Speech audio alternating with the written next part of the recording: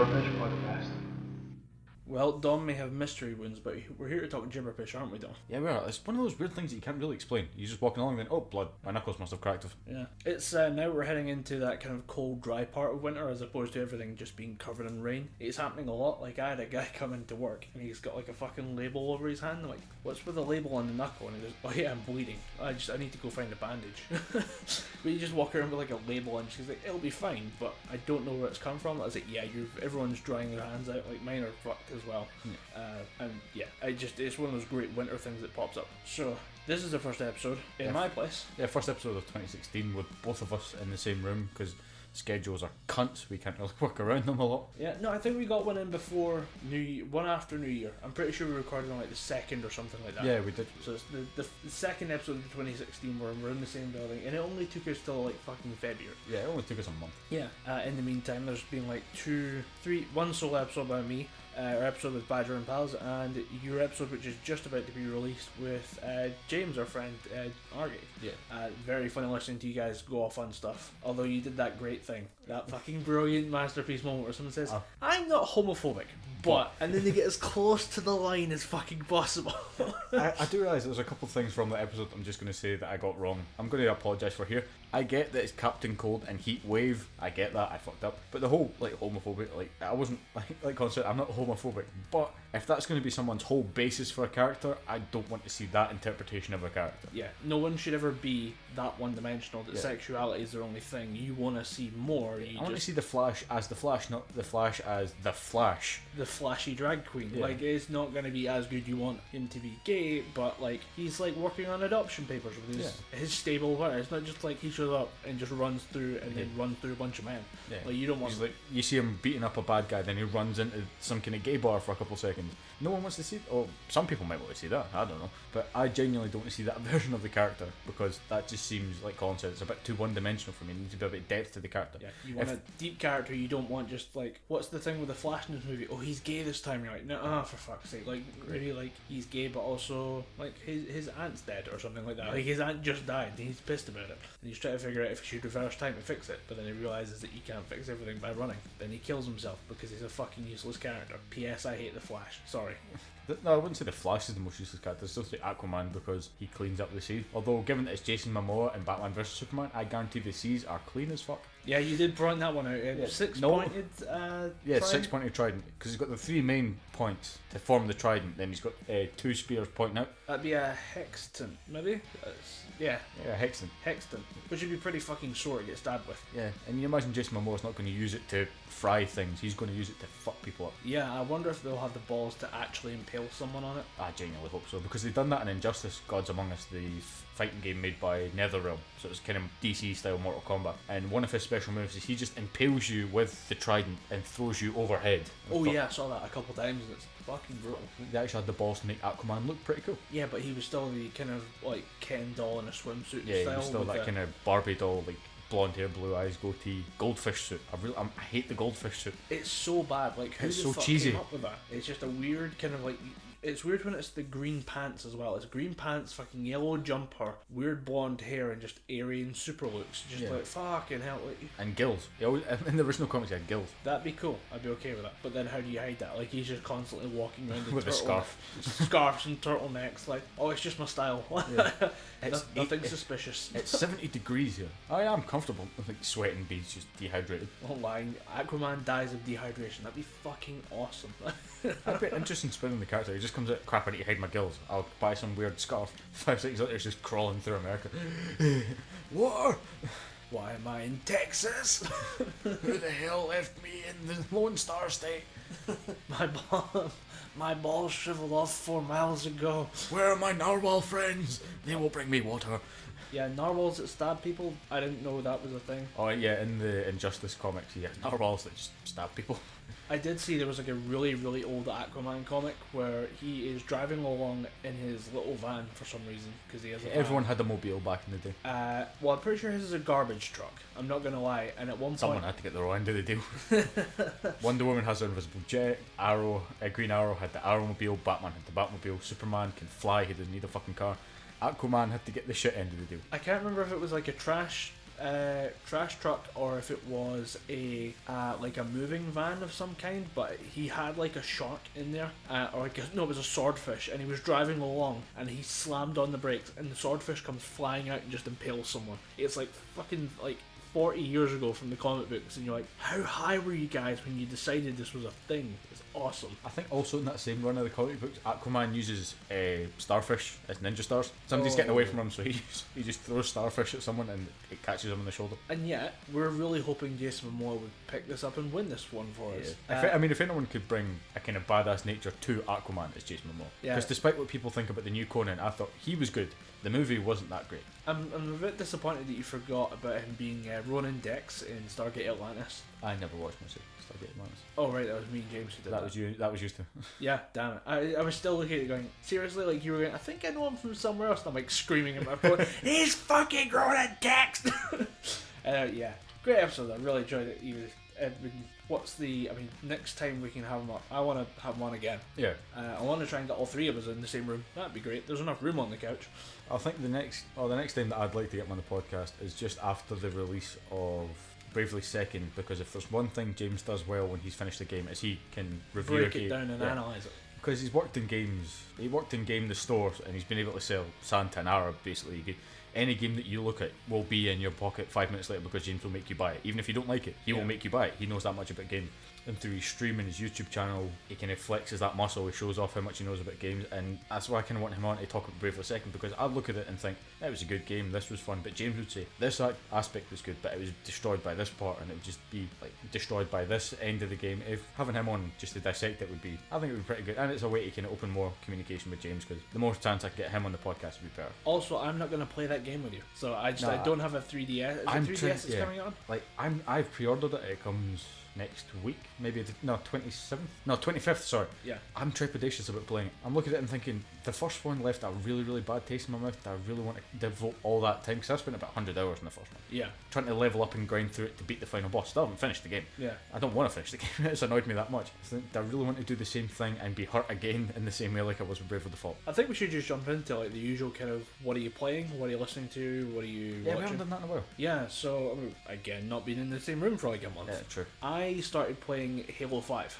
Is that any good? I've heard mixed reviews. This is the best looking, best playing Halo game that I have ever touched. I played 3 Reach, 4 and ODST for some reason. ODST was good. ODST was good, but for me it needs to beat Reach. Reach is way up there.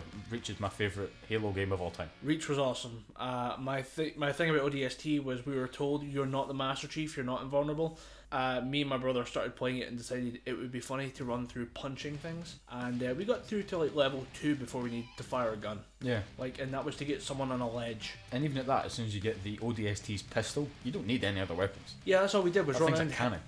like bashing people in the head with their pistol. That was all we did, and it was fun. But at the same time, like, yeah, you're not the Master Chief. You're going to be fragile and vulnerable. Heroic difficulty, face smashing the whole way through, not stopping for like 3 fucking missions and just winning the game. Yeah. But yeah, it's weird that I'm playing this Halo game, really enjoying the mechanics and how it looks. Like fucking gorgeous. Yeah. There's one thing that the Halo games do well is they look spectacular. This is next level. This makes everything that I've seen before look like absolute garbage, because they're playing with really good like color palettes. Yeah. It's really like obvious and high contrast, and it looks gorgeous. But at the same time, I couldn't give a fuck about the story because it's a Halo story. Yeah. Basically, as dumb as you can get. It's just him. It's just Master Chief going, I don't know where Cortana is, and then someone chasing after them, and just different paths leading to the same point. I'm at about mission 8 or 9 out of, I think it's 11. So I'm almost finished. I'll probably finish it maybe this week. I just sit down and play it when I come home from work. But the other thing I don't like is the level design. It's weird that it seems to be, we're going to run through some easy corridors and then we're going to put you in a room with lots of lanes of fire and like 40 enemies that are medium difficulty to defeat, and one of them is going to get you. And I'm playing this on heroic, so one of them is going to get you is just not that surprising. But is the fact that it's consistently run down this corridor, approach this area, it's empty, oh no, now here come the bad guys.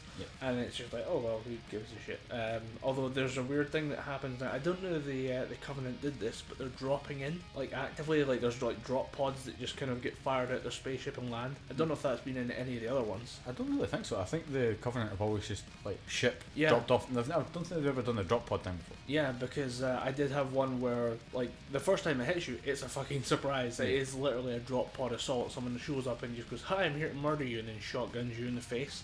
It's like, oh shit, I didn't see that coming. Second time, not so scary because when you realise they land in the same place every time because it's like a kind of cinematic effect they're going for, then you can just lob a grenade at the hardest guy that appears because you know when he arrives and you know exactly the like time difference between his pod landing and when he's going to be like out. So you just see the pod land, chuck the grenade, it comes through the air as he drops out the pod, and it stickies him in the forehead. Every time you're like, well, this is no longer really that scary anymore.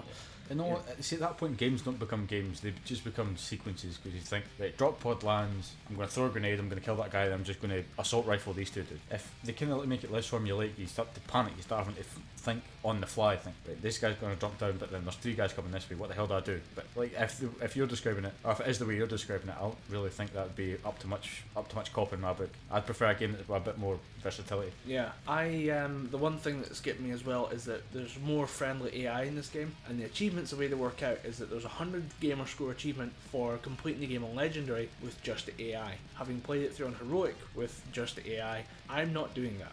It can go fuck off because the AI is really getting difficult to fucking handle when it's. Are we talking Resident Evil 5 levels of dumb AI, or are we talking decent AI like in Bioshock Infinite? I'm talking maybe a little bit worse than Resi 5. Oh shit. Which takes some doing. Yeah. I gotta admit, it's just when you're playing and then suddenly you can request help because you're down. You say, look, I'm down, someone come and get me. Instantly, there's three other players that could be on your team. They will instantly just turn and face you and then sprint to you. Because your timer is very short, I'll give them that. Like, it's about 15 seconds is the longest you're going to be alive unless someone gets to you. But just watching just the fucking idiots just turn around and just start sprinting through enemy fire and then just getting hit. And like you can see them twitch when they get hit in the head. And it's just incoming crossfire and they just get smashed around, and then you're stuck there on the ground watching your team try to get to you, and then they all kind of... The amount of times I've been lying on the ground and then just being surrounded by the corpses of my team as they come to find me is unfucking real. I'm getting real annoyed at it. I'm not going to play this on Legendary just for the achievement. Yeah. So one thing I've never understood, I've never condoned, is people just playing games for the achievement score. Because a friend of mine from high school, he buys games specifically just to boost his gamer score. Right. To the point where he has, on the PlayStation, I think he's got over 100 odd platinum trophies because he just buys games to get the platinum trophy. He buys deliberately shit games just to boost the score, and it's the same with the Xbox. And you said, we were talking about Mortal Kombat versus DC Universe, which is the worst fighting game I've ever played. And he said, I bought it just for the achievement score. I said, but why would you put yourself through a deliberately shit game just to boost your score? I just like having a high achievement score, but it's meaningless. It's just there as a little accolade. Like, well done, you finished the game. It provides a meta game to all your gaming that you do. It's just to try and race each other. I mean, achievement races are fun. Like the first part, if we say, right, 10,000 G in a month, go. And we just start playing games, I reckon we'll end up enjoying playing the games because we started this different thing. Yeah. Based on the kind of economy of Gamerscore. I don't know how well that would work though, because you're now on PlayStation 4, so. Yeah, I'm now on PlayStation 4 and Wii U essentially. I probably won't be able to buy an Xbox One until maybe April. Because through work I have to go to Spain. I mean, these things just pop up and I have to pay for it. Yeah, you gotta suffer through a flight with free drinks or something, I guess. Free on a business account. I mean, I don't have to pay for a damn thing when I'm in Spain. It's so bloody stressful. Yeah. But yeah, you'll enjoy Spain. I think you will. I'm really looking forward to it. It's my first time going abroad. Like, yeah. I've never been. I've been on holiday before with my parents, but I've never really been. You've never left the country. Never left the country. No, I never left Britain at all. So it'll be good to go away and have kind of freedom. Dos cervezas, por favor. Simple. 2 beers. There you go. He's learning. Yep. Ladies and gentlemen, it can learn. And we have one of the guys that's going over with us. He is Spanish, so I'll be getting him to translate the entire time because he speaks perfect English, despite the fact he's only been in Scotland for 3 months. He picked up English really quickly, and Scottish as well. Because for some reason, instead of going, I can't do that, he goes, I can't do that. And in a Spanish accent, that is hilarious. I think we've had a couple people from Portugal working with us, and when they do, they start slipping into Scottish as well. It is pretty good. There's something about that Mediterranean accent mixed with our lingo. Just, it's fucking wrong, but it's great. Are the most annoying ones when you get a Polish person that stayed over here for a bit and they kind of pick up the cadence and the slang a wee bit. To me, it's just like taking a metal tin and just throwing it through a grater. It genuinely hurts my ears. Our Polish staff haven't been with us that long, so it's just kind of, I'm not sure if they're getting there yet. They'll be getting there soon, because I know one of them's moved in the same town as me. Yeah. So yeah, it's going to be bad. I'm looking forward to it though. It's going to be fun when you hear different accents and different vocabularies playing with each other. But yeah, what have you been playing? I have been playing Street Fighter V, the beta, because I finally, even though I got the beta like sometime in September last year, it is now working. It took them that long to get it to work. Wow, that's impressively broken. It is impressively broken, and Batman Arkham Knight levels are broken. It is. Arkham Knight PC version levels are broken, and the most annoying part of it is it only works for 3 days out of the week. So I could play Street Fighter V online for maybe a day, go to college and come back. I'd play it on Monday.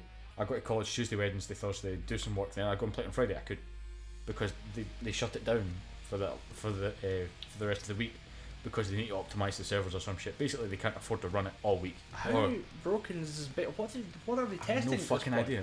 Like, all the characters are available. All the characters that have announced are available to play on this beta, which is really fun. But I only play Ryu, Ken, and Chun-Li.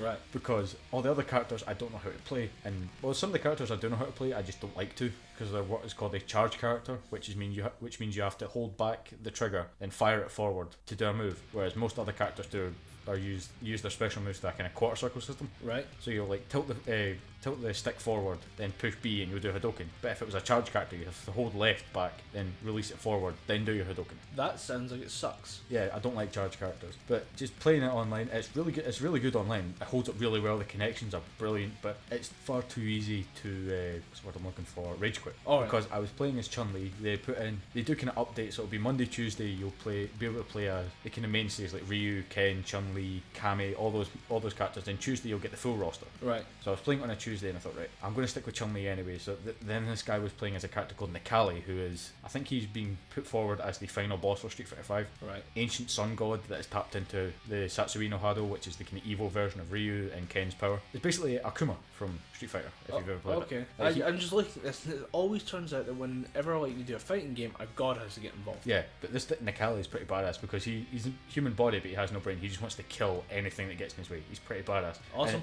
And all his attacks, he's not really about like punching. He's about like clawing and like stamping. So if you go down the ground, he just stamps on your forehead. And he's all about like cutting, because he's got like he looks very tribal. Right. Then his fingernails are kind of prolonged, so it's all about him like clawing at you and stuff. Then as soon as you're down on the ground from the claw attack, he can do a kind of ground shake where he just stamps on your chest. I look forward to watching his scenes on YouTube when I don't play this game. I'd recommend that you watch it. I mean, I'm trepidatious about buying the game because that's twice you've used that word. I like the word trepidatious. I found out what it means. Yeah, I noticed it because you used it in the episode with James as well. You just kept using the word trepidatious. I'm like, I've expanded my vocabulary. Did motherfucker get a word of the day calendar? No, through college, because we're doing one of my classes in college is a class called mooting, and it's all about preparing how to write out case analysis, write out a case report. So we have to prepare a case to give in court, like a full court type situation. And we ran through it, and my lecturer handed me my notes back and said, "Oh, do this, but use this." And she put the word trepidatious in it there, so it's just kind of stuck in my head. You have to use trepidatious, so you just start using the word. Yeah, because it's in my kind of script for that court case, and I was like, right, trepidatious. It's just stuck in my head.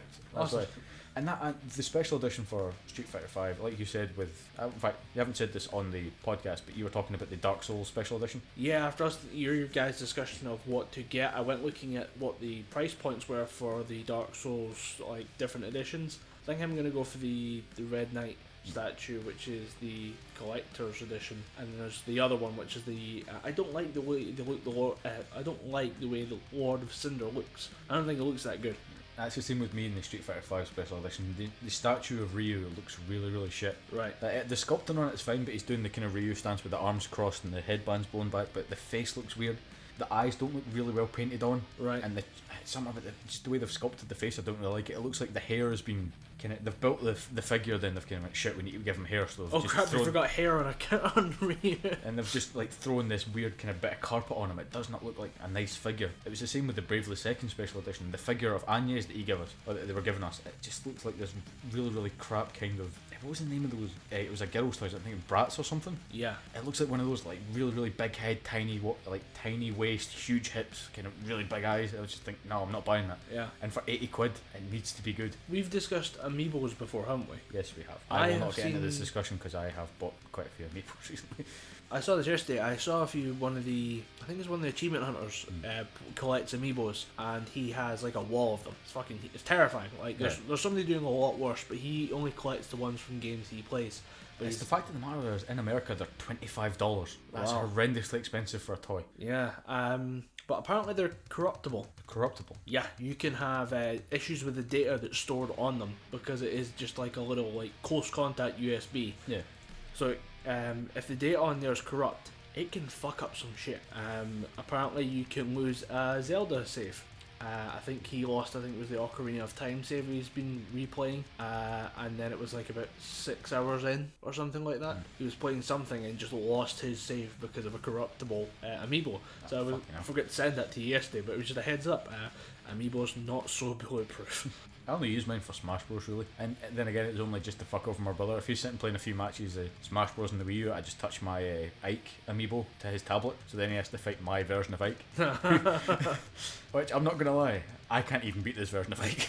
Alright. Because I have trained, it's kind of, there's a trope where the student becomes the master. I have trained this Ike amiibo up to such a standard that even if I go in and play as Ike, he still beats me. Oh shit. So I've created a monster. He cannot be beaten. I've created a monster and I keep him on my shelf just to fuck with my older brother. Oh, you have no idea. Like we spoke about Twilight Princess HD. We have the Ganondorf amiibo, and if you touch it to Twilight Princess HD, all your health drains away. If he's in the middle of a boss fight, I'm just gonna tap that motherfucker. Oh, it's so good. It's just like because you'd want it because Ganondorf. It looks like quite a cool villain. If it's done well on an amiibo, you'd want it as like a little statue. Yeah. But just it's like I really want this thing, but at the same time, it will totally fuck me over. Is there one that heals you back? Like yeah, if you touch Zelda or Sheik to the tablet, it heals you. It puts you back to full health. If you touch Link or Toon Link to the Wii U tablet, all your replenishables come back, like your bombs, your arrows. I think some of your magic meter comes back as well. That's if not using so one bad. ring. But it's just the image of you going, your brother sitting playing like Zelda on the Wii U. You get that mischievous look in your eye. You see the Ganondorf amiibo. Fuck it. Bing. Just watch him go. Fuck. No. In the middle of a boss battle. In the middle of a boss battle, that's got to be a huge fuck up. I'd like to do that to someone, but I don't want that to be done to me. I actually think I might need some Smash Bros training at some point because I've not played it in ages and I'm worried I might have to go play it at some point this month. I think the meet up on the 20th February that we're talking about with Badger and Pals was scheduled to be a Smash Bros Melee or Brawl game. I don't know which one it is. It'll probably be either Melee or the new one. Yeah, it's at Megabytes, so I'm going to go figure out where the hell that is. Alright, Megabytes is pretty easy to get to when we're off Michael. Awesome. But yeah, I need to train for that, so I need to get into kind of... I think I play Ike, I think was the last person I think played. when we used to play there was a kind of video games club at our old high school that we kind of took over. We didn't run it, we took over from the old teacher. Yeah. Because he was kind of in between jobs. I think he was tidying up his old job so he could start his new one. Yeah, and we just kind of went, we'll keep doing this, no problem. Then we just set up the Wii in the high school and just left Brawl running. So yeah, I think it was Ike you played because you seen that Ike was one of the stronger characters and he could destroy people with like it one was combo. more to do with it being a very simple move set because he has the sword and he just hits people with the sword. So, but it's one of those great fighting game swords that's made out of fucking rubber or something because it just used to bat people away. Yeah, it's the same with Snake and Smash Bros Brawl. All his grenades and stuff are just rubber bullets. Yeah. Even though he fires a missile launcher at people. Giant rubber dildo, just smack someone in the face with it. Are we going to talk about the politician getting hit with the dildo? Oh, I fucking saw that. It was great. It was so good. The best thing about it is though, he doesn't give a shit. He's like the New Zealand Interior Minister or Financial Minister or something like that, and he's just he's giving a speech about how he thought some negotiations went, and then suddenly out of nowhere comes a fucking dildo to smack him in the face, and then a woman yelling, "That's for raping our country." Like, holy fuck. And it's just this great thing of like his security, who are obviously police officers but they're not like, they're plain clothes officers, step in, take the woman away to find a uniformed officer to do an arrest for assaulting someone. Even with a dildo it's still assault. Yeah, well, with a dildo it could be a lot worse than assault. Like you could get something on there. I don't know if that'd be so bad if that guy like comes back like a couple of days later and he's got like a cold sore and you're like, uh-oh. Who used that dildo before you threw it in my face? But yeah, the best thing is you can hear him just like as the camera turns to see the woman who threw the dildo, him going, yeah, that's very clever, wasn't it? He's just kind of being sarcastic in the background. He just got hit by a sex toy. Did he just go full parent? It's like, oh well, I hope you had fun. You've let yourself down. You've let everyone else down. He does. He goes full parent on someone who threw a sex toy at him. It's fucking amazing. I loved it. But yeah, it was just a really funny video to appear in the middle of the week, just kind of randomly. Oh, it's a politician being hit by a dildo. Okay, I'm gonna watch this like 20 times. I'm gonna send this to everyone I know. But yeah, we started off with like, what are you playing? Are you listening to anything important right now? I recently got Spotify Premium for half price, so instead of it being £10, I got it for £5. Nice. So I've been using that. I just download all the music to my phone. I've been listening to a couple of tracks from Volbeat. Their new album, is it Outlaw Gentlemen and Shady Ladies or something? Yep. And I have that sitting, the fucking special edition that you were eyeing up earlier. Yeah. And it's fucking gorgeous, and the album's great. It is a pretty nice looking special edition. The track, the Nameless one, I'm not too fond of. I really like it. It's weirdly like soppy and like not my style of thing, but every now and again you're like, put on the Nameless one, it's great. I mean, it wasn't my cup of tea. There was a couple other tracks in it that I did like. Fucking Lola Montez is great. Yeah, that was so good I had it on during Super Bowl. Pretty good track. I was like, oh, Coldplay are going to play. No, Lola Montez is going to play. I showed them. That what else I've been listening to is been mainly just a kind of mixed bag again. I've been listening to a bit of Volbeat, a bit of Rise Against. I finally figured out they only have 2 good songs. Yep. Those, that being Saviour and From Heads Unworthy. Only 2 decent songs in their entire discography. Nice. I finally got around to listening to the Red Majestic by Soilwork. Really good album. Still not on the same level as other records like Nerve and stuff like that. I found it had Stabbing the Drama. Yeah, Stabbing the Drama was always a good. It's a very good album. I've had Volbeat on nearly constantly, and then Devil Driver. Every now and again I get really into Devil Driver, like absurdly into Devil Driver. Like I might accidentally sing this out loud, like do the screams and stuff in the middle of a shop, into Devil Driver. I just imagine you going for your weekly shop, kicking about Sainsbury's or something, and just being grandpa. Hey, would you like to pay by cash or credit card? Oh, credit card. I didn't even know I did that one. Whoops. Yeah, I worry about that occasionally, just enjoying the song a little too much and then it slips out. It's kind of, I screamed that. I'm in trouble. I still think Beast is their worst album by far. Yeah. I'm not a fan of Beast. We really didn't like Pray for Villains when it came out. We're just like, this isn't their style, it's just not good. And then Beast came out and it made Pray for Villains better. Yeah. I think that was the whole point. It's like, Pray for Villains was a good album, people just need to realise it. We'll release something completely mediocre and shite. We'll release what kind of sounds like us, but not do it right. Not quite enough. Yeah, and then they just released that, and then Winter Kills came back and restored faith. Yeah, Winter Kills was a cracking album. I remember, because having moved out, there's obviously stuff you forget, and I left Devil Driver's Beast at home, so like my mum calls me because I've got some CDs that I think are yours, do you want to take them back? I'm like, yeah, sure, no problem. Go up and it's a couple albums that aren't mine, so I'm like, those are for Stephen, that's from my other brother, and I just didn't want to take Devil Driver's Beast with me. I left it here deliberately. I wanted to leave that somewhere and I couldn't find a skip, so... Yeah. That was like a Christmas, I think it was last year. Like me and a bunch of folk, we always do Secret Santa through college and stuff, and we got talking about old cartoons, and I said, I really like Transformers, because child of the 90s, I grew up watching Transformers and that stuff, and she took that to mean he must really like the new Transformers movies. So she got me for Secret Santa, and she bought me the Transformers movie, which my brother had already bought on Blu-ray, and he wanted to get rid of that, so she bought me the standard DVD edition. So I opened up, I was like, oh cool, I haven't seen this one yet, I'll totally watch it when I get home. So like, the party, we'd had our meal, we went back to their house for drinks, and as we were leaving, she went, oh, you forgot your present. I was like, oh, thank you, I totally forgot that. Then as we were walking downstairs, there was an open window leading out their flat. I just went bang straight out the window.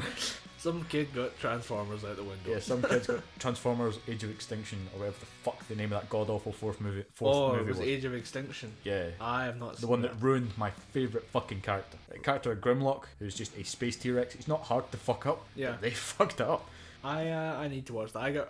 If it's sitting around, if your brother still got the Blu-ray, I'll borrow it for a day. You won't even make it through the entire movie. They Transformers. kill off every character that you like from the previous movies. The only character that you will recognise is Optimus Prime. They get rid of Shia LaBeouf. I'm okay with that. Yeah, I was fine with it. And replace him with fucking Marky Mark. Marky Mark, fucking stupid smart. Fucking wicked smart. Optimus Prime in my fucking garage, man. Oh no. Oh, no. Oh no, he's a transformer. He fucking hides what he wants. That's one of the best lines in the film. He's sitting there, he finds the in disguise version of Optimus Prime, because the events of 3 happen, they go into hiding, so Optimus isn't the blue and red truck anymore, it's this kind of beaten up truck that no one really pays attention to. Right.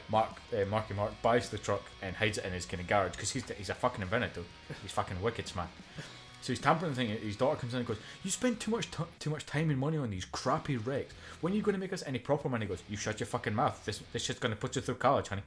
Then he's touching the thing and he goes, "Holy shit, dude, we got a fucking transformer."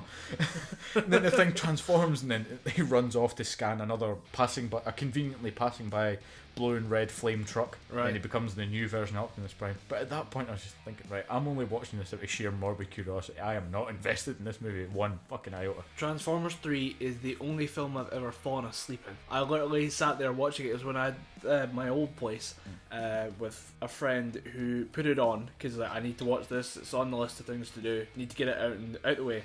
And I just had a really long day at work and just decided I just don't give a fuck anymore and fell asleep. He's got a photo of me on a couch, passed out, and the fucking cat just looking at me like I died or something. It's kind of pawing at me like, is it alive? But yeah, fucking did not enjoy those movies. And then number 3 was the only film I've ever fallen asleep in. The only movie I've ever fallen asleep in was the last Harry Potter film. What was wrong with the fucking Harry Potter There's nothing film? wrong with that, I was just dead. Oh yeah, you just get alive and going, It's because I can't keep eyes open. I like I'm not this. that big a Harry Potter fan. I still watch the movies because Emma Watson. Yeah, Emma Watson. Because I mean, goddamn, she might be perfect. Like unless she comes out, she's a child rapist or she has a body cave as like kind of on Stan Lee proportions. She has Emma Watson's body cave. Oh yeah. Well, she's British, so it'd be Emma Watson's corpse palace. Yeah. She needs to keep it official and British. Yeah. Oh, yeah. Would you like to visit the corpse parlour? This is where I What's keep all the that? dead bodies. What's that? Oh, through this door, please. It's just open the door. It's just like it's all hanging. It's all dried out. They're all solid. Fetch the rifle, Gertrude. One is still alive. Yeah, it was weird. You guys talked about her maybe being another doctor. Yeah, she's been pegged as the favourite to replace Peter Capaldi. So we might get a female doctor, and it might be Emma Watson. And it might be watchable. It would make me watch it again. Yeah. That's for damn sure. Anything you're watching? Because Anything I'm watching right now? Not really. I'm rewatching a whole load of things. I'm rewatching. I started rewatching Supernatural, but then I realised how slow the first 2 seasons are. It's still good, really good to watch, but fairly slow first 2 seasons. I'm rewatching the last season of How I Met Your Mother, and I'm realising that they could not have finished that in a shittier way. oh, did you watch it all the way through? I watched it all the way through. All you need to. I started watching it again because it's up on Netflix. Yeah, well, it's the last season 9 that got put up not too long ago. I just caught up with. I don't need to watch seasons 1 through like 7 because I've seen them all so many times. Yeah. So I watched 8 and got to the point in 9 where Barney proposes to Robin. Yeah. And that's where I call an end to it. If you end it there, knowing that that's how, like, that's where he meets the mother, Yeah. you're fine. You just want to see how the wedding gets set up, like whose idea is what happens. You've not seen the actual ending to season 9, have you? No, I've seen the whole thing through. It was so shit because they Punch the wall. They set this whole thing up, and you like the character of the mother. I can't remember the actress who plays her, but I like her. She came in to do the impossible job of being the woman we've been hearing about for 7 fucking years. It made sense because the two of them kind of fit. The character fit.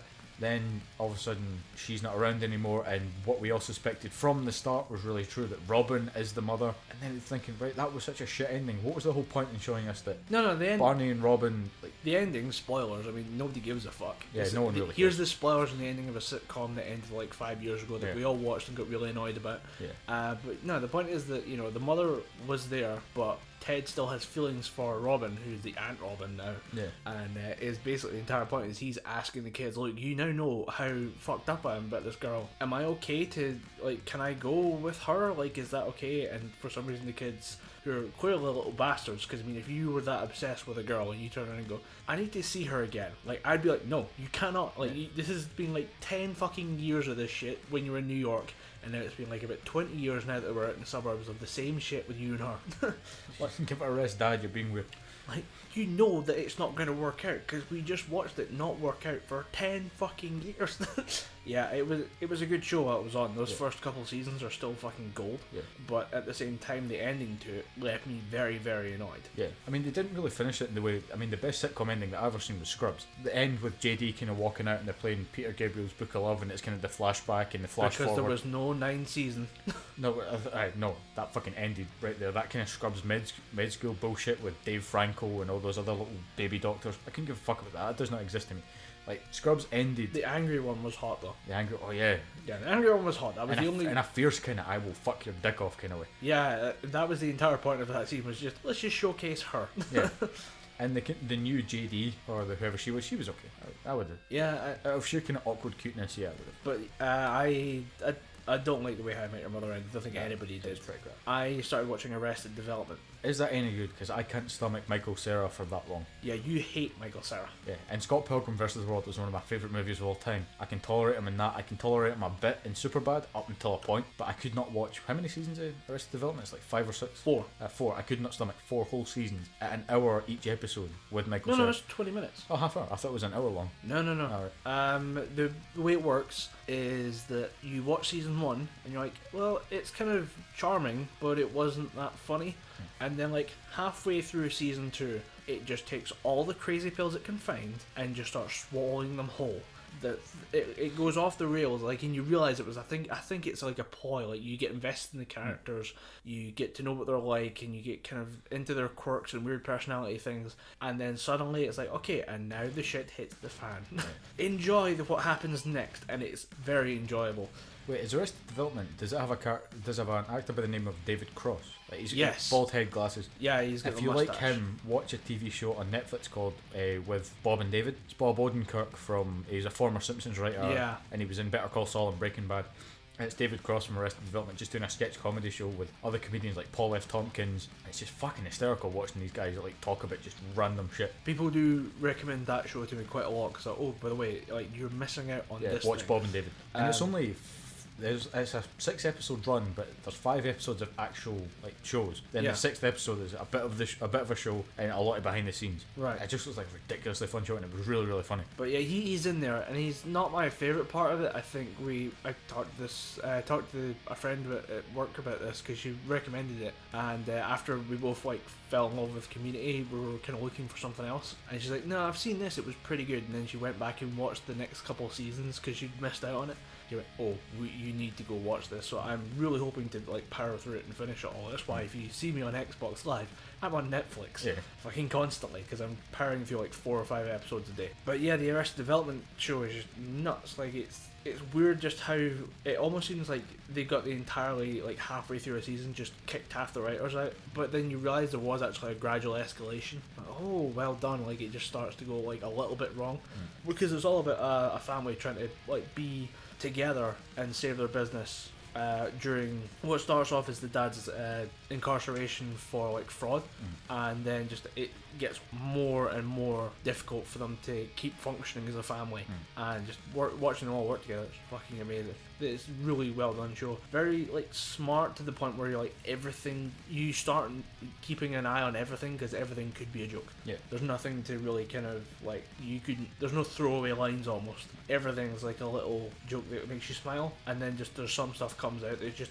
because you've been like kind of prepped to like smile and giggle a little bit when the, like really dumb or funny stuff happens, you just lose your shit. Yeah. So yeah, Arrested Development's on like a recommend list for me, definitely. It's on Netflix right now, so buying that may have been a mistake as far as like being productive with my time goes. Yeah, because you stick on Netflix and you go, oh, this is on, then all of a sudden you're watching every single episode of Sherlock, which I regret.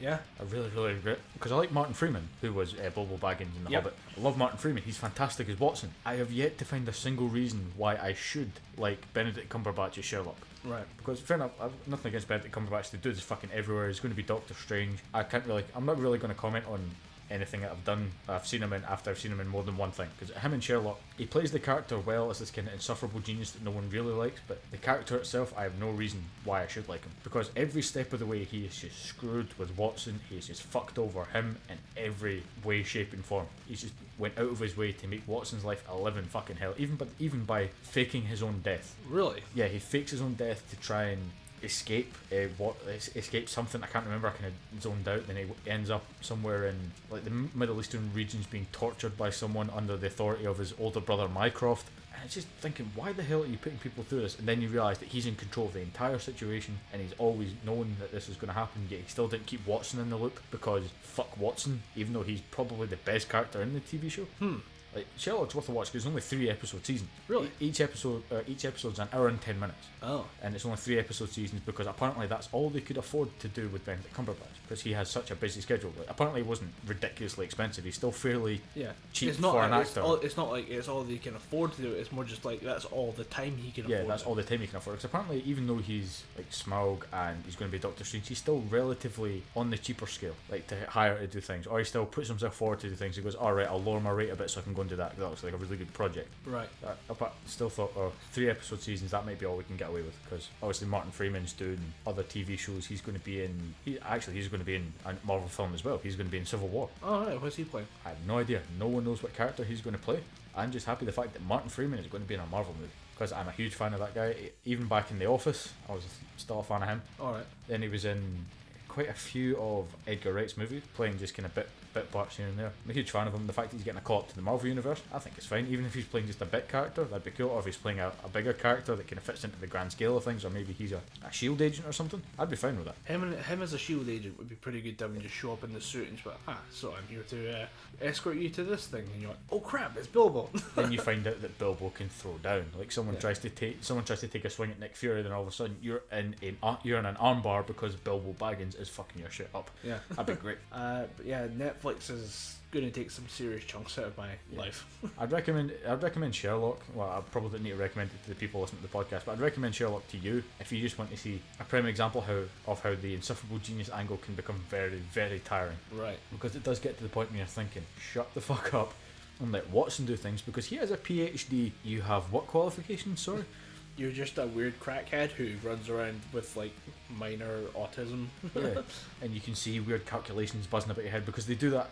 That's the one thing that drove me off of it, because they do that ridiculous thing where he can see the calculations buzzing about his head, and the footprints that he can see in the ground all of a sudden appear into him in a kind of 3D hologram type way. Yeah, they did because they had Elementary and Sherlock running at the same time. Elementary was okay. I actually really enjoyed Elementary. I thought the character interactions were better because it was. And the spin that they done on Watson was better. I preferred what's her name? Lucy Liu. Lucy Liu. I preferred Lucy Liu as Watson, even though, like I said, huge fan of Martin Freeman. Her version of Watson was, I think, a lot better. It fit in with the person that they played Sherlock, or they had to play Sherlock.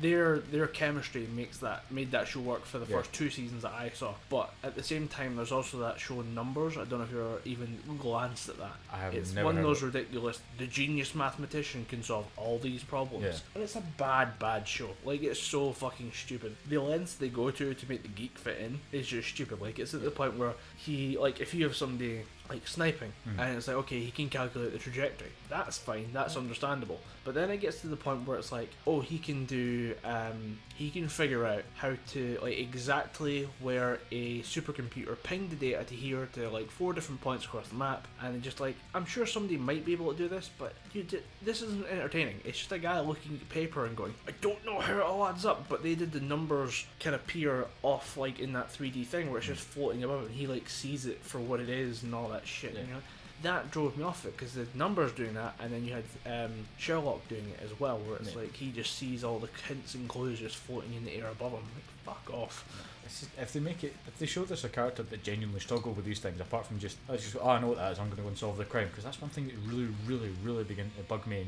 in TV shows. It's kind of happening more in Doctor Who, or at least it made sense in Doctor Who, because he's a 963-year-old time wizard. It's natural that he would know what's going to happen next, because he can see time itself. Yeah. But in TV shows like Sherlock, you get the sense that he knows everything that is going to happen before it happens, because he's really clever. That doesn't make sense to me. Yeah. Well, he's just so smart. He fixes it. And like, I've worked with smart people, and I know that certain times you can see stuff and you can fix stuff before it happens. But just having that be the plot excuse of a television show, just like, fuck off. Yeah, it's not that good.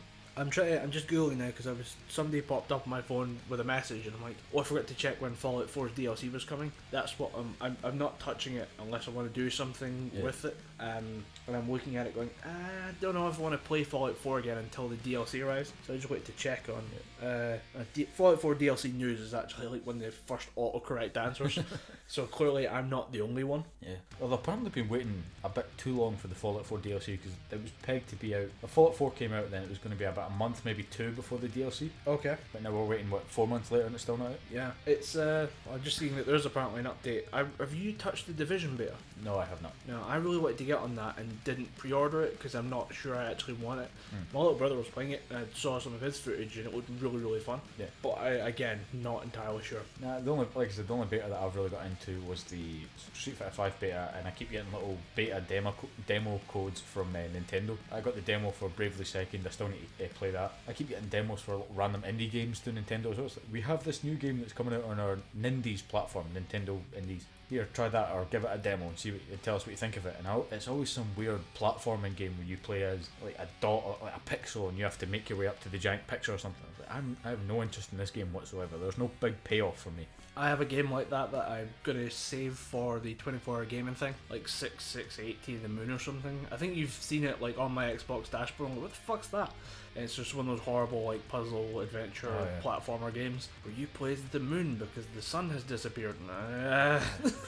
Artistic wank. But no, Fallout 4 DLC is checked. We haven't. There's an update for the PC just fixing bugs and stuff, and it hinted at stuff coming soon. Obviously, a bit of a cock tease, and maybe March is a date that's been kind of floated around. It's not that far away, but it is still a bit of a stretch considering that this was meant to be out last year. Or that's how I've always looked at it. It was meant to be the game release. When did the game release? Mid kind of December, November time. Yeah, something like that. We were meant to get this in January. Now we have to wait an extra 2 months. Yeah, because I got my Xbox when it was the Fallout 4 DLC, or the Fallout 4 pack. So yeah, it would have been about late November. No, it was 11/11 because that was the thing. It was 11th of November. There we go. I know how dates work. I remember stuff. Or as I like to call it, the date where no one bought holy shit, no one bought Rise of the Tomb Raider. Yeah, I look forward to actually sitting down and playing Rise of the Tomb Raider. It's out for Xbox. Yeah, it's out. Yeah, oh yeah, because they did the exclusive thing. They went with Xbox. Yeah, I think it's another 2 months that you can buy it for PS4. Not going to do that because I don't have a PS4. I'd love to I'd love to give people the wrong game, like the wrong edition of it. Just that thing that always happens when someone gives you it for the wrong console. I want to do that to someone deliberately. Wonder who could fuck over with that. Let me ponder my friends list and see who I want to screw over this week. I know, exclusivity. I forgot that like the PlayStation 4 is just dominating fucking exclusivity. Yeah. It's I mean, we got Halo 5. Woo! Yep. And Gears of War on it. Yeah. I actually played a bit of that when my cousin said, I see what you mean. Yeah. It's so bad. I don't know why it's so bad. I don't know. Maybe I don't know how you can fuck up a remake of an already good game. Yeah. It's not even a remake, it's a port. My worry is that we're going to go back and then find out that the original wasn't good either. I don't want that to happen. I don't want it to happen either, but it is going to happen at some point. We could sit and record it and just record our voices going, why was this not good? Why? Because I recently done that. I went back and replayed a couple of games. I went and played Bayonetta again because, like I said, Bayonetta came out for Smash Bros. And in the lead up to Bayonetta coming out for Smash Bros, I played the first Bayonetta. I still need to find a copy of Bayonetta 2 so I can play it on the Wii U. I thought, well, what other games could I go and revisit just for the hell of it? So I went and played Dead Space 1. Still a fantastic title. Absolutely, like, I don't want to say real because you're stomping dead aliens and stuff. Yeah. It looks really nice. It's just really, really gritty and gory, and it's got that kind of sense of you're alone, completely alone, even though you've got people talking in your ear constantly. You can't see them, you feel alone. Yeah. And because you've got the character, you don't really see the character's face until the end. You kind of project yourself into the character. Then Dead Space 2 comes around. Even though the character has a voice, that only kind of helps set up this kind of feeling of being alone. Yeah. Because he talks and you can hear him going, fuck, there's a giant alien needle in my chest. Yeah. And then the payoff for that one was great. Then we get Dead Space 3, and it was the Resident Evil 5 of the Dead Space series because it was horror action instead of survival horror. all your guns had to be crafted instead of you just pick up a pulse rifle and all of a sudden you have a pulse rifle. You had to gather salvage and make guns. Right. And you start off with your plasma cutter, which is the kind of pistol that you start off with that's ridiculously strong. Then within the first 10 minutes of the game, you get sucked out of an airlock and your gun gets sent flying. Oh, shit. But luckily you can survive in space because of your suit, and you just jetpack back onto the plane and you think, oh, jetpack back onto the ship, and you're sitting thinking, oh, I have no weapons. Oh, here's some salvage, I'll go and make a revolver. And you just make it like a space revolver. Space revolver, rather than make another space plasma cutter, which is what you use constantly because it's a fucking good gun. It makes sense because you're trying to cut limbs off people. No, just use bullets. And then your mate Carver, who's wearing the exact same suit as you, even though Isaac Clarke in Dead Space is a technician, why does he have the same armoured suit as those in the military? Makes no fucking sense. Maybe it's a hazard suit. No, it's an environmental hazard suit. It's just described as a technician suit because it's meant to look like a welder's mask. Right. Then the army, the soldier comes in and he's wearing the exact same suit as you, but he's carrying a pulse rifle. Well, he's the only guy who survived like 20 attacks by these alien monstrosities. If And he's died wearing twice, that, yeah, I'd be wearing that armor too, since it apparently fucking works. I'd get him to sign the motherfucker. You survived a few necromorph attacks. Did you sign my armor? It might help. I don't know.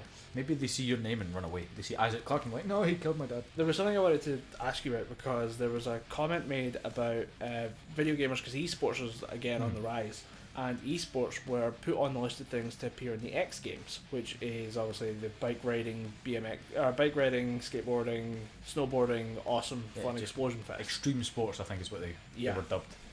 And I'm quite a fan of extreme sports. And I actually have a story relating to extreme sports that I want to talk about. It popped up in the British news. Okay. And it might have popped up through like maybe some American channels, but you know what Nitro Circus is? Nitro what? Nitro Circus. Not really, no. It's Travis Pastrana and a whole bunch of kind of motocross riders, and they do these stunt shows. Okay. And one of the big pinnacles of the show is they get two people from the audience to come in and they strap them up, like say, we're going to give you all the safety gear. You get to keep the safety gear. It is good quality DC safety gear. You can keep all of it. Right. But to keep it, you need to go on the back of this motocross bike, and we need to do a triple.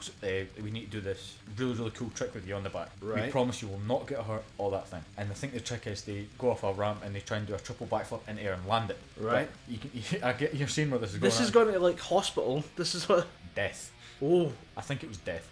What happened was they done the triple spin, or they done 2 loops, and then I think one of them fell off and basically just hit the ground. Understandably, because you're fucking backflipping 3 times. So they got to the other side of the ramp, near enough the other side of the ramp, and it's big kind of inflatable ramps, but they've put like solid things in them. And it's got padding around it, so if you hit it wouldn't be that bad, but the bike then fell on top of them. Oh. So I think one of them was critically injured, and I think the other one might be dead. So there's 3 people on the bike? Yeah, it's 4 people, because they've got 2 bikes. Oh right, it's 2 bikes. It's 2 bikes, so you'll have...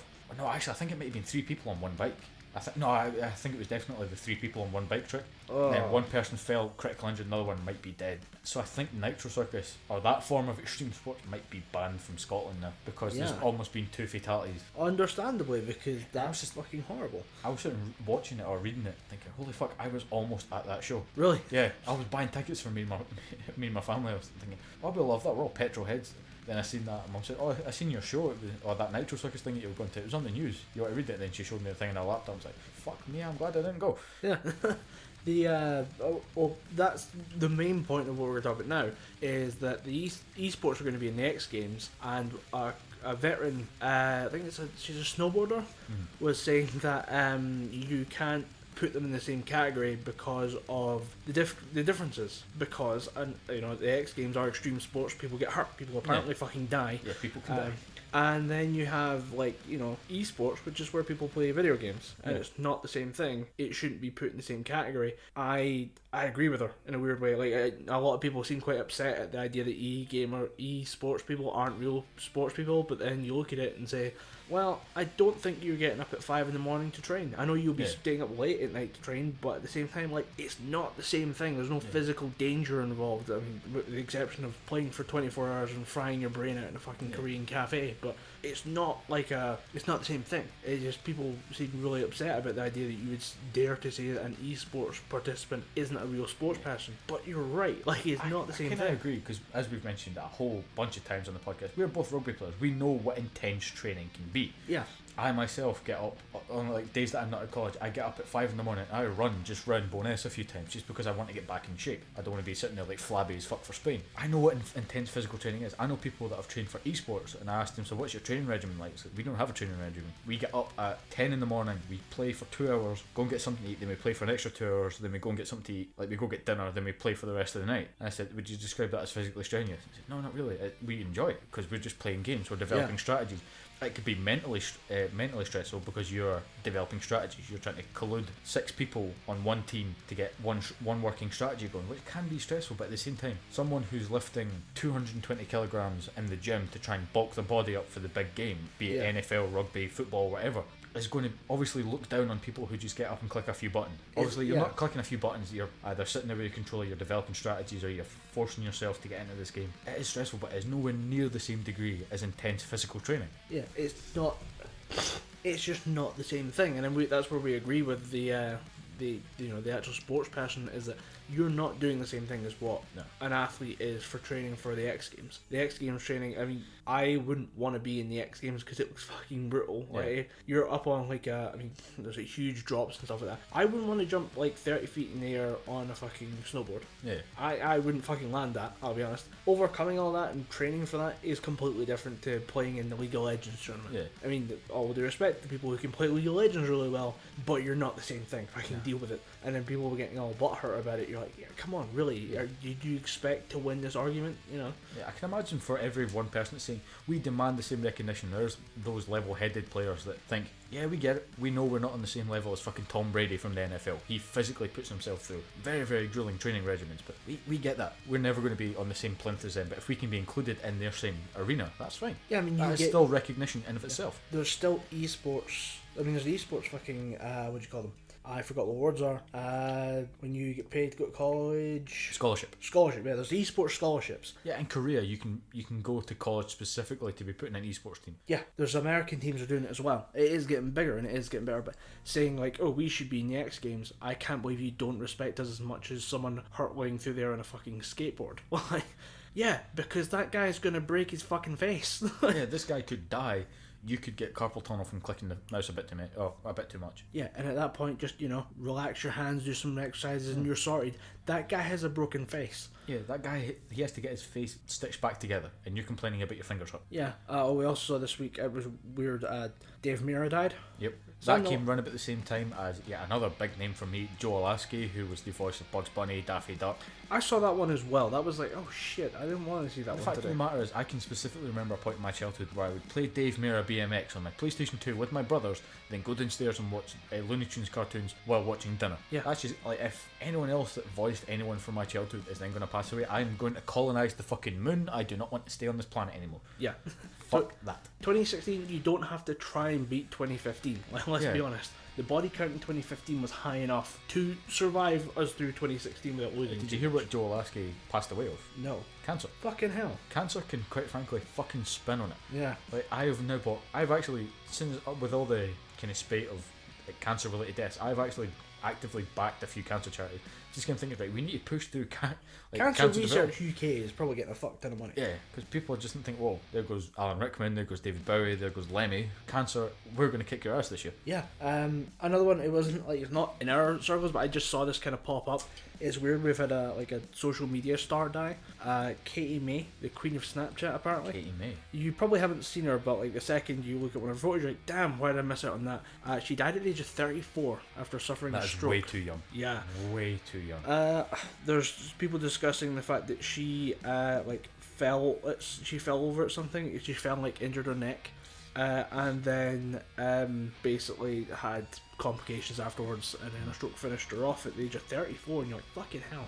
It's not one for us, but you're still like, that's way too young. Yeah, it's far too young. I mean, even when it was Dave Mirra, who was only 41, that's still far too young. There's only 7 years difference, but it's still way too young. Yeah, but it's just a weird series of random deaths popping up. I mean, for fuck's sake, please, just don't give a break. Yeah. How long do you reckon we could go? The problem is, I fucking called a bad one last year. I said, I think someone, because we're talking about a big celebrity death in 2014 or something like that, and I said, you know what I haven't seen in a while? Somebody from the metal community die. I think it might be someone from Slayer. fucking weeks later, Yeah. fucking Jeff Hanneman. Jeff Hanneman. Like, shit. But yeah, it was just a weird one to see pop up. You're like, oh damn, like social media people now can be, just dropping, and it's just you don't see it coming. My main worry is actually for Meg Turney of Rooster Teeth. Yeah, She fell and injured her head, but she's okay. Yeah. It was months ago. She's been going to doctors and neurologists regularly, but you're like, just don't fucking, like, no, 2016 is way too fragile already. Nah. Don't fucking do I don't this think to I can anyone. deal with Meg Turney, like, passing on.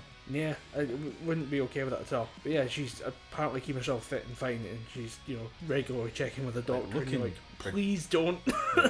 Looking ridiculously trim. I know she was never, like, huge. She's actually doing a show on Rooster Teeth, which is pretty good. I enjoy it. It's called Buff Buddies. Yeah. And it's just paying off. She's yeah. looking fucking great. She never looked bad before, but she's just trimmed down that extra bit of weight and she's looking ridiculously good. I like Buff Buddies because the three characters are Zach Hanner, who is a guy in a wheelchair, who is just like, look, I'm in a wheelchair. It's not going to stop me. And you're like, you're a fucking hero. Like everyone's got like their own goal. Yeah. I think there's a lot of them are planning to run a half marathon in Austin, which I would like in the middle of fucking May or something. Oh, dude, that's got to be like high noon heat wise. Yeah, like no, I would run that at night maybe, but not during the fucking day. With 3 of those like portable fans around my head. Yeah. Keep it cool. And then but he's like, oh, I can't do that, so I just want to like it's a pop star called D'Angelo, and it just shows a picture of D'Angelo and shows a picture of him next to it. And he's like, he's going for it though, like you can see it working, like he's developing muscle and trimming down and stuff, and you're like, you're a fucking hero and a legend. There's one guy called Josh Flanagan who's doing it just to lose weight. I mean, he's former military. He was kicking in doors in Iraq, and is now a director for Rooster Teeth. So he works on like live action production, and he's just like, well, I gained way too much weight. I want to lose weight. It's like, dude, you're the average Joe, and you're fucking doing it. Like, he's doing it. And Meg's doing it as well to just return to shape because she wants to do more cosplay, more photo shoots and stuff. But she's like, I can't do it in this shape, so we're gonna do the show and we're gonna lose weight. But the fucking comedy they come out with for just like interviews to camera about losing weight, you're like, this is a great show. This is a great motivational show as well.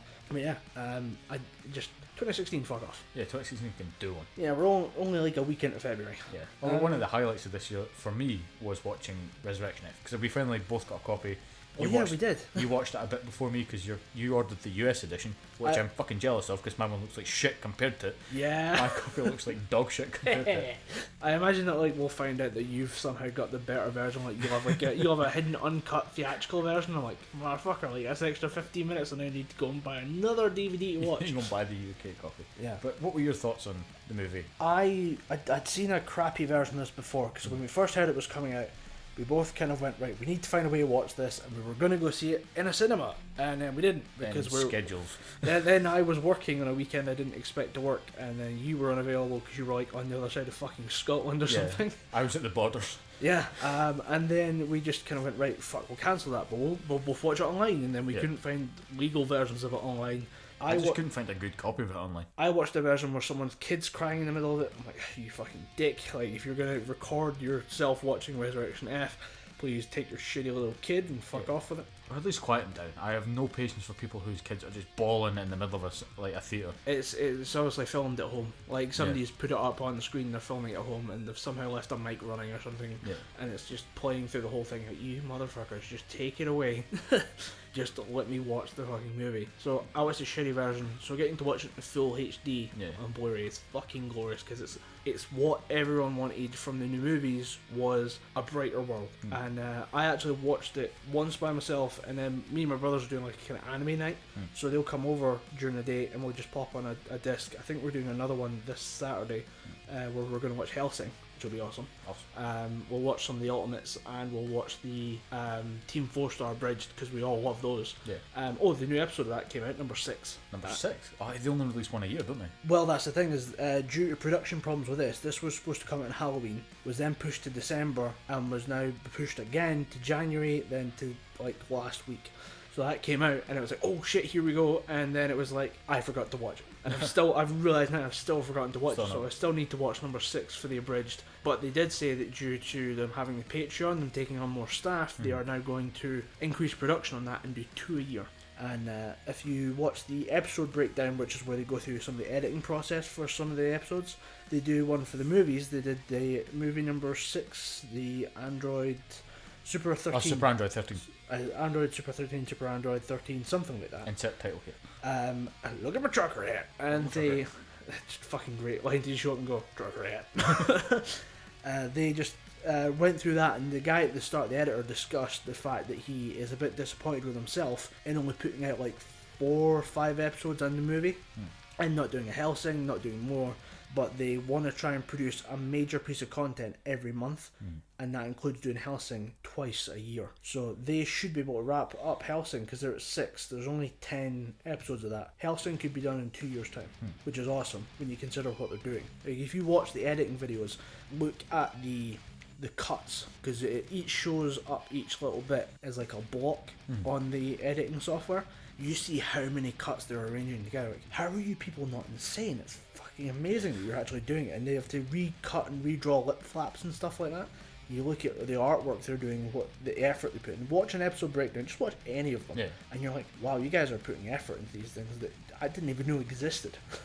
This is this is the physical training for an athletic event, but in video editing. Nuts. But the anime night we're doing is Hellsing, and we're going to watch the abridged versions. I think we're going to do just like 3 at a time. Yeah. Because I need to go and get the English dub of the last 2 episodes of Hellsing. But watching the Dragon Ball Z together was really funny, because it starts, like, they just go straight into it, and it starts with Frieza being trapped in hell. My brother had no idea that was what was happening. He didn't know what the fucking point was. He was like, what's with the flowers, and this isn't Dragon Ball. Oh, Frieza's there. Like, it took him a minute of just like teddy bears playing drums to figure out what the fuck was going on. It would make sense that that's Frieza's personal hell, though. Yeah, it's great. I like it. I keep saying she. Frieza has lipstick. His lips are red. Lord Frieza. Lord Frieza. I am Lord Frieza. Yeah. It would make sense that his own personal hell is just like cute flowers, like nice, pretty looking landscapes, and children's toys playing symbols and stuff. I think it's the funniest joke Dragon Ball Z's ever told. Yeah, it was great. It was absolutely. It's a great way to start the film. Is kind of, remember, guys, Dragon Ball Z can be fucking insane and like funny about it at the same time. So yeah, it's a great cold open for them. Yeah.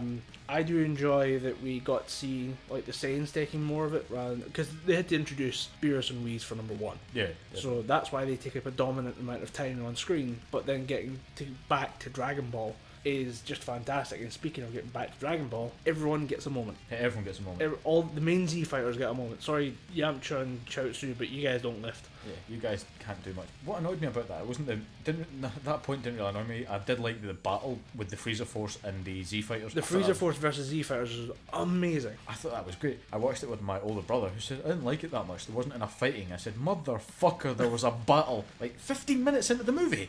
Yeah, how is there not enough fighting for you? There just wasn't enough fighting. The biggest battle in Dragon Ball Z's history. I mean, it's big. There has never been that amount of characters, unless you the closest you get Cooler and it's when hell opens up. Yeah. When hell opens up, and to be fair, do you even see the battle with the multi-coolers when they're there? Yeah. No, you don't even. They just show up. Then all of a sudden, Goku and Vegeta are in the middle of the Big Getty Star. Yeah, it doesn't. Nobody's ever done this. The closest they've come is when they open up hell during the Fusion Reborn movie. Yeah. And then with Janemba. Yeah, Janemba opens up the gates to hell, or he breaks the system. Hell opens up, and the Nazis come out. Yeah. And then you've got Goten and Trunks fighting the Nazis and giving the finger to Hitler, which is fucking brilliant. One of my favourite movies. It's so stupid. You know what? It's the last Dragon Ball Z movie. Let's just go for it. Yeah, let's just make it 100% cheese. Although, if you listen to some of the dialogue in Resurrection F, that movie is now not canon, which is annoying because Janemba is one of my favourite villains. Yeah. Because Vegeta says, Goku says, yeah, we fused once, and I don't think they'd let that happen again. Yeah, or Vegeta wouldn't let it happen again. Yeah, Vegeta wouldn't allow it, and that means that, they did it during the Buu saga, which means they didn't do it during Janemba because that didn't happen. So they've only essentially they've just written Gogeta out of the entire canon. Yep. So Vegito was the only fusion. Which is fine. I like Vegito. Well, Vegito was the stronger character anyway, because the Potara earrings make your power level infinite. Do they? Yeah, it's constantly rising. Fusion Dance only mashes your power together and doubles it or something like that. The Potara earrings just gives you infinite power.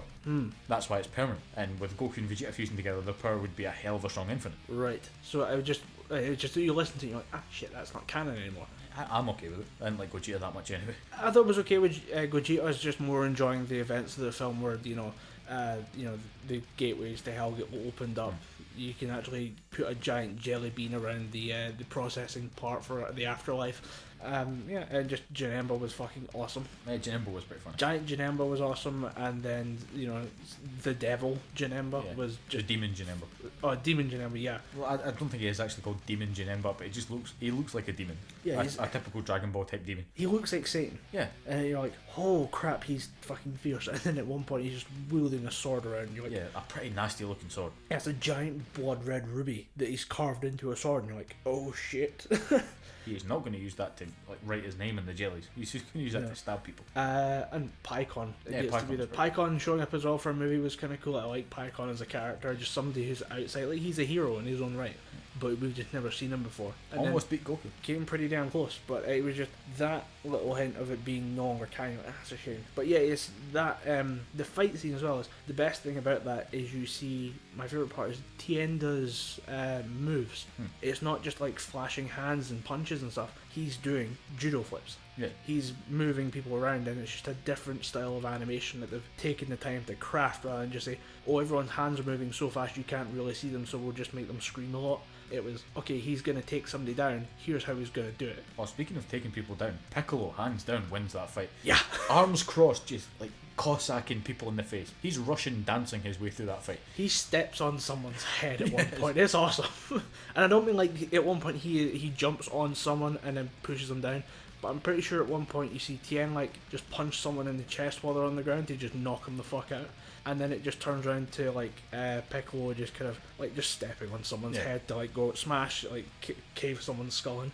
I thought that was great. How do you feel about Gohan holding back? I was okay with it as far as a character move goes, but it's quite annoying to have the whole, Gohan isn't really what he used to be. Yeah, that made sense to me. Gohan with the ridiculous green tracksuit, it made sense that he would hold back because he hasn't trained in a while. He's only a half-blood Saiyan, so he wouldn't maintain that power level. His human side would naturally level him out. Yeah. Natural that he's lost a bit of his bulk and a bit of his strength. The fact that he was holding back made sense to me because he was holding out until Goku got there. He didn't want to kill anybody. Yeah. But the fact of the matter is he went Super Saiyan at one point anyway. Yeah. But even that Super Saiyan, it looked weak. It didn't look like his usual foreboding Super Saiyan self. Yeah, which is, I thought was a good line of just kind of, hey, what do you think our chances are? And then Gohan's like, I can go Super Saiyan, I think. I think I can go Maybe? Then he goes Super Saiyan and levels one guy, then gets taken out like a bitch by Frieza. It's a really good shot of him. Just my favourite thing is that, you know, the idea that, you know, we did okay against the Frieza Force, but Frieza is going to just wipe the floor with all of us. And he runs down and like punches someone in the chest. To the point where Piccolo has to bring him back to life. Yeah, that little electric zap, I don't know what that was, but I was kind of like, oh, it makes sense for him to be able to do that. I mean, he's got Kami's knowledge. Yeah. He can and Kami was always kind of a doctor type figure. It's like, if you're ever injured, come to me and I'll heal you wounds, kind of thing. Well, that's how I've always viewed him. Yeah, it's just a weird kind of like uber CPR move, I guess. Yeah. But yeah, he restarts the heart and just gets him moving. It's a good line of just going, I don't think his heart's beating anymore. I think it's exploded on the inside. Someone make him chew this somehow. I did like why they made Krillin shave. He's like, well, I'm going old school. If I'm going into battle, I'm going to be full baldy. That's a really good line. Krillin's reintroduction to the series was just brilliantly handled. Like Cop Krillin.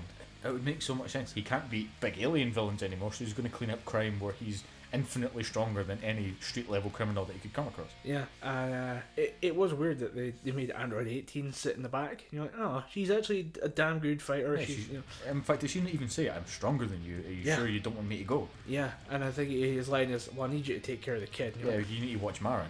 I'll go and fight. You can take care of the kid too, Krillin, alright? It's 2016. Equality, motherfucker. I really enjoyed it, and that fight scene stands out, and it will stand out as one of the best things in the series so far.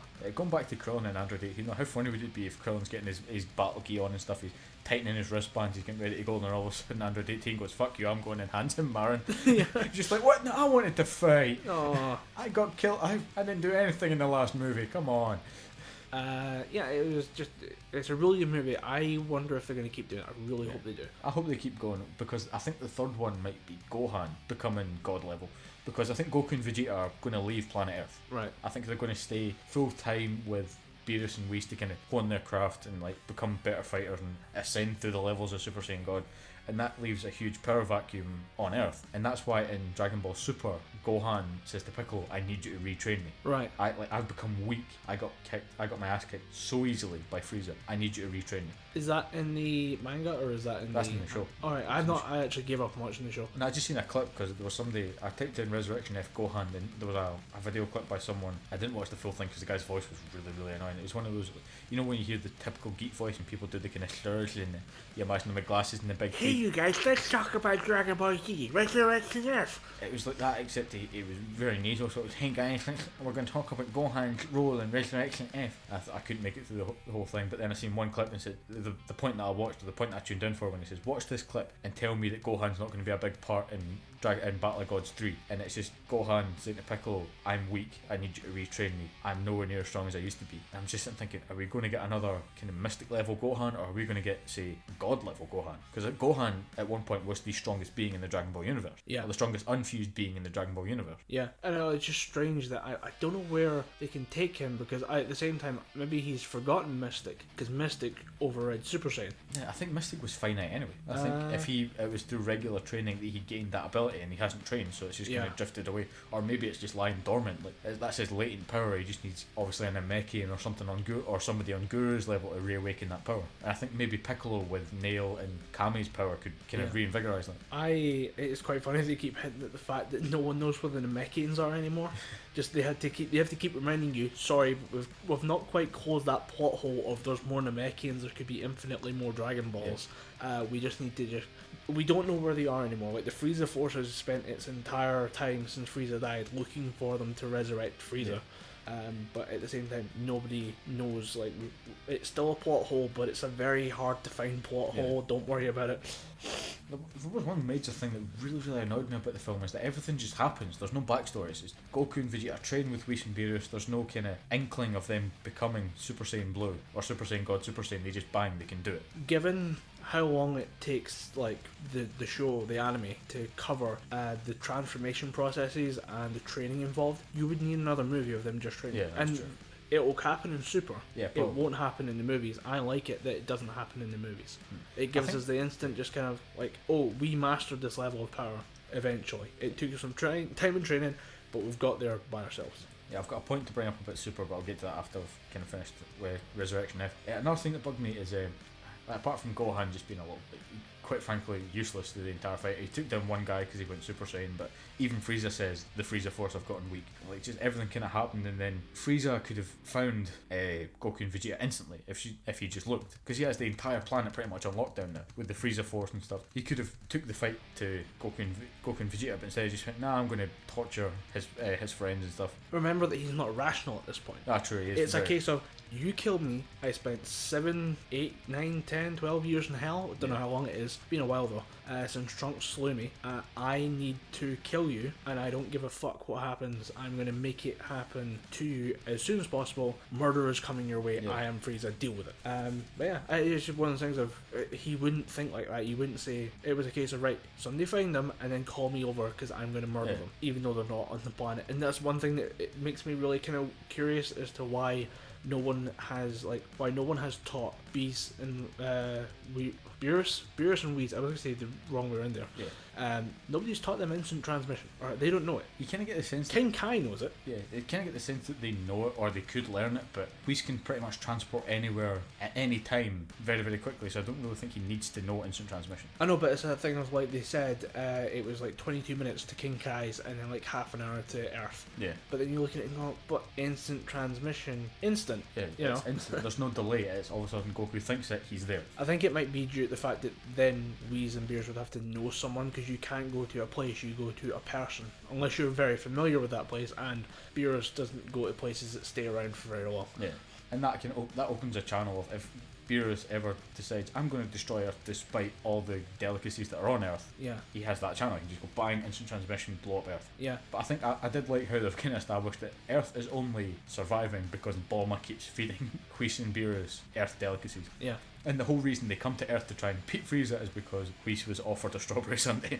I thought that was fantastic. It's this nice little kind of, we're going to be really silly about this race for impact. But it's, I was going to say, because Boo learns instant transmission, doesn't he? Yeah, instantly. Yeah, That's because because he absorbs Goku and he can do it, so it is something he could learn. Yeah, Goku could teach everybody. Yeah, but it's like a power level thing, and it's one of the things, like, there's a bit of another plot hole there that you guys missed out, that, you know, they could just instantly go to places. I mean, it is good to have them on a delay, but at the same time, you know, teach them it so we can just get to the point. Yeah. And we've now, like, Goku's range of it is increased, because he can now, if he can detect power levels from that far away, and Whis and Beerus' planet is kind of in its own little pocket dimension, or that's how I've always looked at it, it's in their own little pocket dimension. If they can detect, well, let's say the strongest power level on Earth at the time would have been Gohan. If they can detect that power level from that far away, surely that's kind of boosted his range a little bit. Yeah. So you can now go, there's someone fighting on the new planet Namek, but I'm on Earth, that's about 3 weeks away, or 3 light weeks away, fuck it, I'll just teleport there now. Yeah. It was, because it's one thing I don't get is they don't use that enough. Like, you could just use that and have it save a lot of plot time.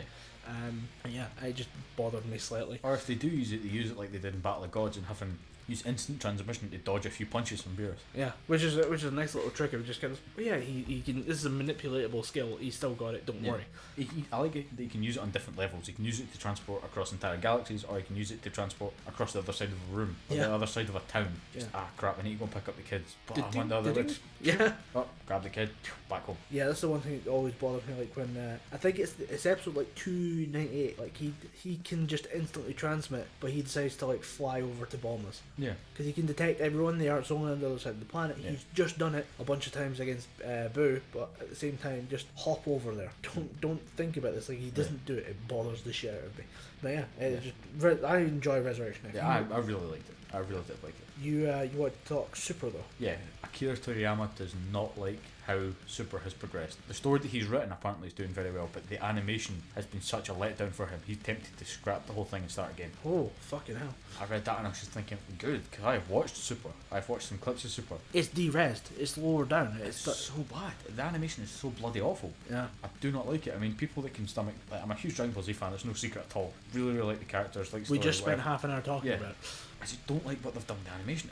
It's such a letdown considering Battle of Gods and Resurrection F, even the animation that they use in the games, like Xenoverse, if they'd done it like that, I get there'd be a huge strain both financially and like time based, but it would still look so much better if you put more time and effort into it instead of just this crappy animation that they're giving us. I think a lot of people would be watching, or a lot more people would be watching it. Yeah, because the numbers are selling for the movies. Yeah, and the manga's selling phenomenally because people don't want to watch the anime. I need to maybe consider going into reading the manga for Super, just because it seems like that's where the plot development's happening. I've read a few issues of the manga and I like how they're progressing it. Champa, the other god of destruction from Earth 2, right, has said, oh right, you have these guys are pretty strong, we're going to have a tournament, I'm going to bring my 6 strongest fighters, you bring your 6 strongest fighters, we're going to duke this out, and if I win, I get your Earth, you get mine, which I think is pretty cool. But one of Champa's strongest fighters is a female Saiyan that has god power, which I'm really looking forward to. And the rest of it is, I think there's 2 Frieza race, a Namekian, and a couple of other nondescript aliens. I just think this is going to be pretty cool. But who's going to be the other characters that they're going to get to fight? Because I think it's going to be Goku, Vegeta, Gohan when he goes through his training, Piccolo, Go Tanks, not Go Ten and Trunks, Go Tanks. They're going to get them to fuse and fight. Right. That leaves one more spot. I'm trying to think who it would be. I was trying to think who it could be. I think they might go some other place, or they might do something to Boo and make him Kid Boo or Super Boo level, but Kid Boo's mind, so he's still on their side, but he's as strong as he used to be. Interesting. So I think that'd be pretty cool. Or maybe they find somebody completely new, maybe they get Whis or somebody to fight with them. Bring back Pycon. Yeah, bring back Pycon, fuck it. Or even Olibu. Just some deep cut like that.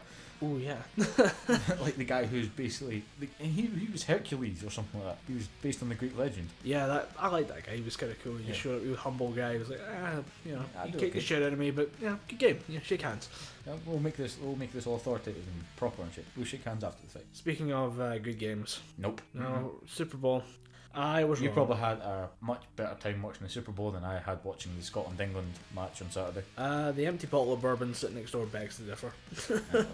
Dude, I don't drink much. I burned through about 9 beers and 3 Jack and Cokes. Yep. It's a long time to be watching sports, right? 18 to 80 minutes. You know, if you're not enjoying it, you're like, God damn it, just going to have to sit and drink my way through this one. Yep. Yeah, and I was wrong. I thought Carolina had it. I think the world thought Carolina had it. And no, we didn't, so fuck.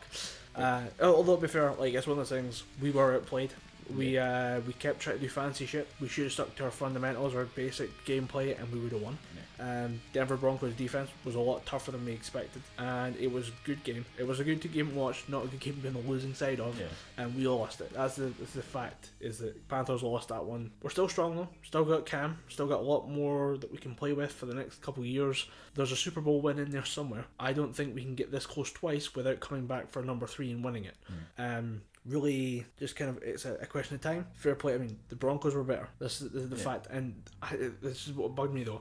This is Peyton Manning is now the oldest quarterback to win a Super Bowl. I think he's in like his late 30s, maybe early 40s. I can't remember off the top of my head. He was told, he was going into the game and hadn't said anything what his plans were. As he's just won, there's like the rush of people to everybody's shaking hands in the field and whatever. It's all very cordial. There's no bad blood between Panthers and Broncos. There's no like trash talk before the game either. It was just a case of, we're going to play this team, we're going to win, they think they're going to win, see what happens. See what happens on the day. And it was all very good, which is it's good. Like every now and again, there's like a game comes up and it's like, I think it was San Francisco versus Seattle, and everyone was like, I just fucking hate both those teams. This was just, we're gonna watch the biggest game of the season, and it'll be good or it'll be bad. They then had like just this really good game, and then it's all very cordial. But then up comes like a bunch of reporters to interview Peyton Manning, and it's only one of them gets to speak because it's on Fox, so the Fox reporter gets to put the words in. It's like, Peyton, you've just won the Super Bowl. Are you going to come back next year? And you're like, dude, fuck that. Like, he's literally just won a Super Bowl, and he comes up, and I was told that he will say the following. Like, he will say, I've got my priorities to sort. I'm going to go home, going to hug my kids, kiss my wife, enjoy a few beers. And he said, he specifically mentioned Budweiser twice. Yeah. And I'm like, he said that twice exactly, like that exact same phrase. And you're like, that guy was just sponsored by Budweiser, who just sold 1 million beers, but at the same time, like, I think they just bought a Super Bowl player. Yeah. Pretty much. But they, like, the fact that you run straight up to the guy and just like, yeah, so what are you gonna do? Like, what about next year? He's like, that is literally like the best thing a guy could ever say in that series. And fuck off, I'm gonna go see my kids. Yeah, I'm gonna go see my wife. I'm gonna go home, hug my kids, kiss my wife, and just relax and enjoy the evening that I won the fucking Super Bowl. Yeah, and just, full respect to the guy. I mean, he did it. He did the job, and he deserved to win. Yeah. So and if he retires on that, I'd retire on the high. Yeah. I'd leave on the high like that. It was like Richie McCaw and Dan Carter from New Zealand. Yeah. They left on a really high note. They won the World Cup. They got New Zealand to their 3rd World Cup win. Mm-hmm. That's a really good note to leave on. And Richie McCaw, even though he physically cannot understand the terms through the gate and on your feet. Yeah. Through the gate is if the tackler's there, you have to go through the gate. You can't go round his feet or round his head to get into the tackle. You have to go straight over the stomach. Right, to get to the tackle. And staying on your feet means you have to support your own weight in the tackle. If you're just going in and belly flopping over the tackle, that is turnover ball instantly, because you're putting yourself at risk, you're putting the tackle player at risk. Yeah. Richie McCaw did not understand this prospect. He was still one of the best players that New Zealand had, if not the best player that New Zealand had. Then you had Dan Carter, arguably one of the best kickers in all of rugby. Yeah, absolutely fantastic, good personality on and off the pitch, just a fantastic player. The fact that they chose to leave rugby itself, or international rugby, because I think they still play for their kind of club teams there. Yeah, the way they do it is they'll play for the international team, like New Zealand or Scotland or whatever, then they'll just kind of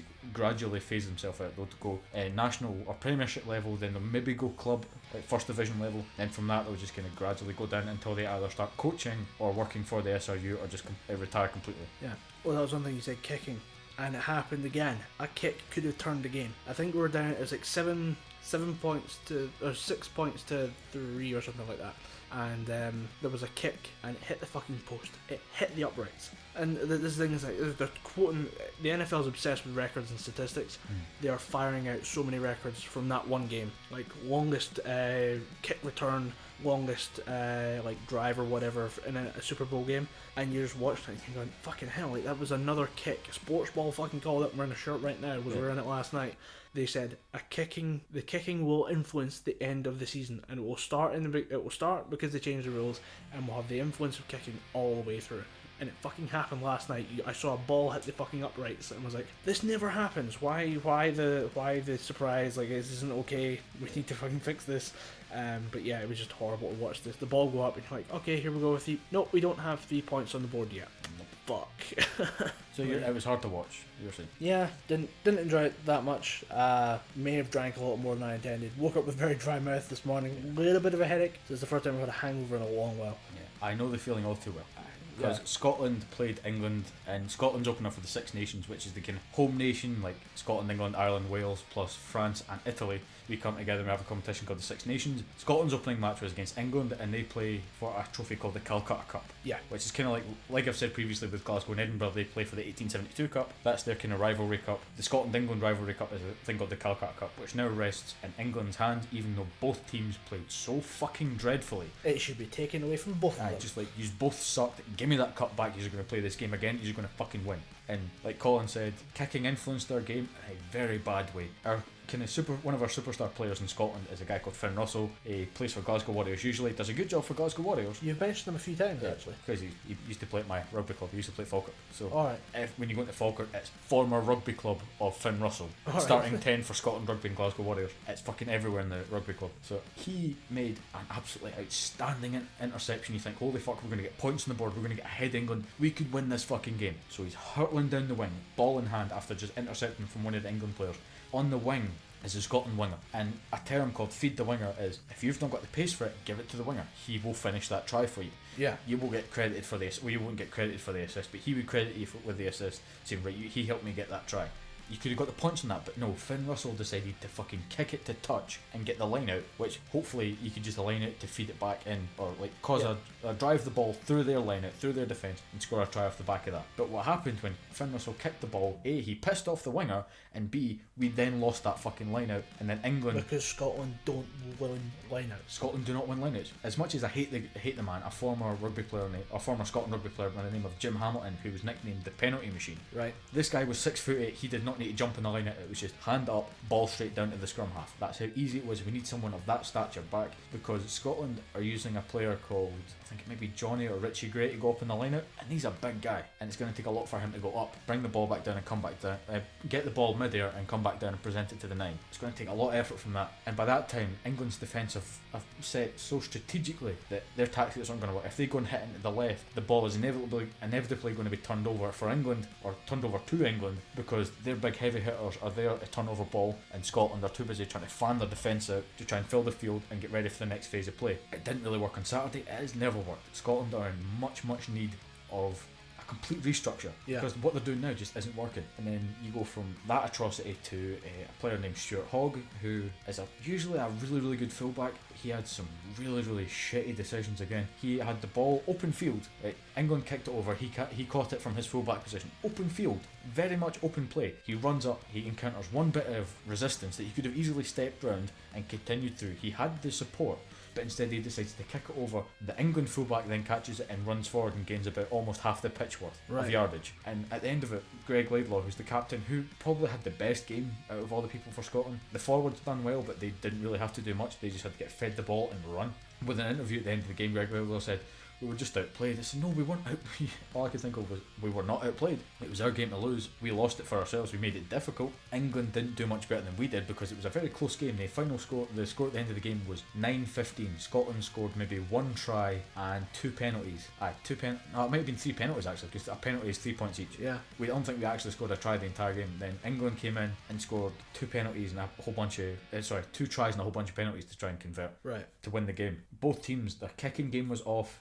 Owen Farrell, his kicking record was 1-6 for that match. He was absolutely fucking terrible. Greg Laidlaw was not much better. Right. It was just an absolutely piss poor game to watch, and as a Scottish rugby fan, it was very disheartening for the rest of the campaign, because if we play like that against England, against a very poor England side, a very poorly captained England side, how the fuck are we going to deal with teams like Wales, Ireland, and fucking Italy and France when it comes to it? Yeah. We're just going to get the shit kicked out of us.